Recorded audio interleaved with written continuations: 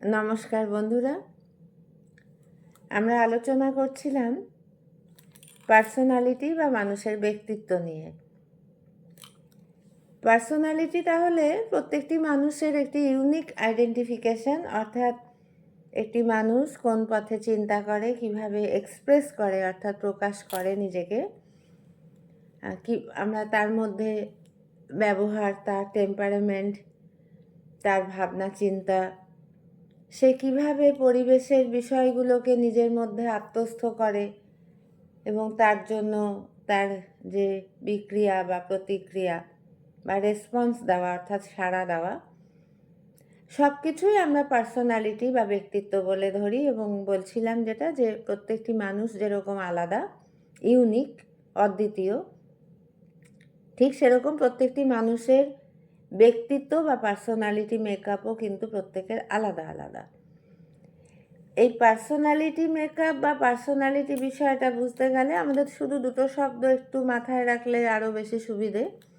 একটা হচ্ছে অ্যাট্রিবিউশন আর একটা হচ্ছে ডিসপোজিশন।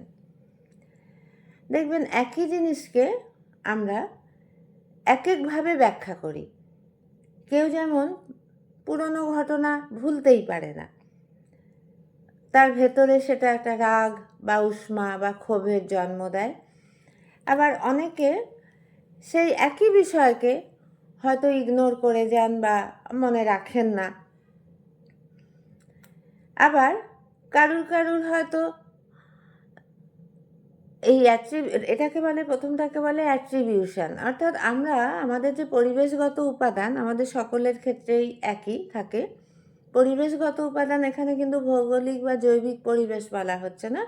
এখানে প্রথম কথাই আমরা যেহেতু সোশ্যাল বিং, মানুষ যেহেতু সামাজিক জীব,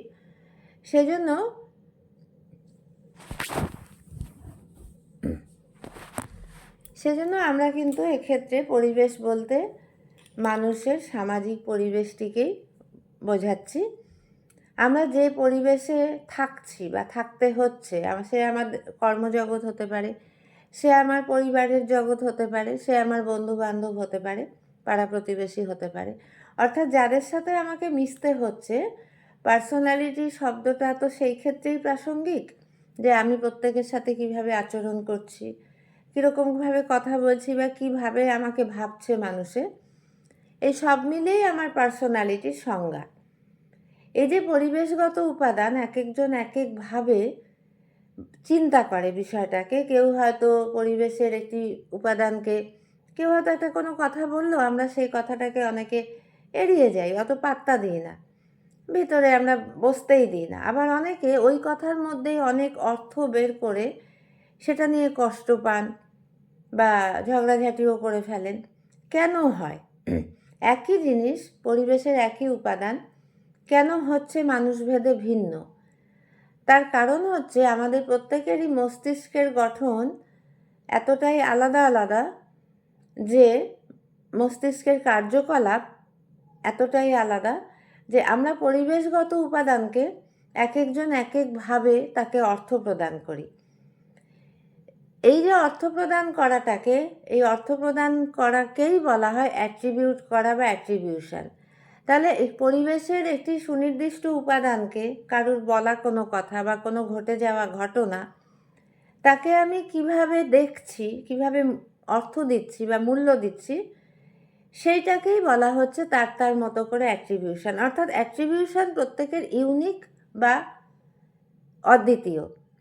অ্যাট্রিবিউশন শব্দটার সাথে আরেকটা শব্দ আমাদের মনে রাখা দরকার, সেটা হচ্ছে ডিসপোজিশন। অতীতের ঘটনাবলী আমার মস্তিষ্কে কিভাবে জমা হয়ে আছে, সেটাকেই আমরা বলি ডিসপোজিশন। অ্যাট্রিবিউশন হচ্ছে আমার মূল্য দেওয়াটা, সেই সাম্প্রতিক যে ঘটনাটা ঘটছে সেটাকে মূল্য দেওয়া, সেটার অর্থ প্রণয়ন করা নিজের মতো করে। আর ডিসপোজিশন হচ্ছে যে সেই অর্থ প্রদান করলাম, আমার তো স্মৃতিতে সঞ্চিত হতে থাকে বিভিন্ন ঘটে যাওয়া ঘটনা, সেটা এই যে জমে যাচ্ছে, যে ঘটনাগুলো অতীতের অভিজ্ঞতা যাকে বলছি, এইটা যেভাবে জমছে, এই জমে যাওয়ার প্রক্রিয়াটাকে বলা হয় ডিসপোজিশন। তাহলে একটি মানুষের অ্যাট্রিবিউশন এবং ডিসপোজিশন ঠিক কীরকম, তার উপরে নির্ভর করে সেই মানুষটির পার্সোনালিটি কীরকম হবে। এছাড়াও পার্সোনালিটি কীরকম হবে সেটা আরও অনেক কিছুর উপরেই নির্ভরশীল। যেমন জেনেটিক ফ্যাক্টর আছে একটা উপাদান, এনভায়রনমেন্টাল ফ্যাক্টর আছে। জেনেটিক বলতে আমরা জন্মসূত্রে যেটা মানে নিয়ে আসি আর কি, আর এনভায়রনমেন্টাল হচ্ছে পরিবেশগত, আমি কোন পরিবেশে আছি। ভালো পরিবেশে থাকলে আমরা বলি না যে একটা ভালো পরিবেশ দেওয়া দরকার ছেলে মেয়েদের। যে পরিবেশে যে যেভাবে বড় হয়ে উঠবে, আপব্রিঙ্গিংটা খুব স্বাভাবিকভাবেই তার মন বা মানসিকতা, সেটাকেই আমরা পার্সোনালিটি বলছি, সেইভাবে গড়ে ওঠে। তাহলে আমার জন্মগত ফ্যাক্টর বা জেনেটিক ফ্যাক্টর যেখানে বড় হচ্ছি তার environmental factor, biological factor. Biological factor বলতে ধরুন কারুর গঠনগতভাবে কোনো ত্রুটি আছে বা বৈশিষ্ট্য আছে, ত্রুটি বা বৈশিষ্ট্য যাই হোক না কেন, বা কারুর হয়তো অপারেশান হয়েছে অঙ্গসংস্থানিকভাবে, বিশেষত মস্তিষ্কে, বা কাউকে হয়তো ওষুধ খেতে হয়, হাই প্রেশারের ওষুধ খেতে হয় বা থাইরয়েডের ওষুধ খেতে হয়, অর্থাৎ বায়োলজিক্যাল কারণে তাকে হেল্প নিতে হচ্ছে। সে হয়তো জন্ম থেকে একরকম ছিল বা পরিবেশগতভাবেও একরকম ছিল, কিন্তু মাঝখানে কোনো অসুখ বিসুখ বা কোনো কারণে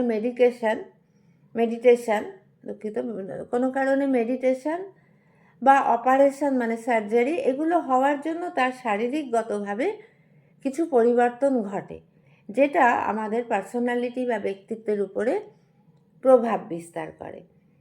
এই যে বিভিন্ন উপাদানগুলোর যে সমষ্টি, সামগ্রিকতা আমাদের মানসিকতা বা পার্সোনালিটি গঠনের ক্ষেত্রে অত্যন্ত গুরুত্বপূর্ণ। যে দুটি বেসিক শব্দ, এই সব মিলিয়েই হয় অ্যাট্রিবিউশন বা ডিসপোজিশন। একজন সুস্থ মানুষ তার পরিবেশকে যেভাবে ব্যাখ্যা করবেন, একজন অসুস্থ মানুষ তার পরিবেশকে ঠিক সেইভাবে ব্যাখ্যা করবেন না।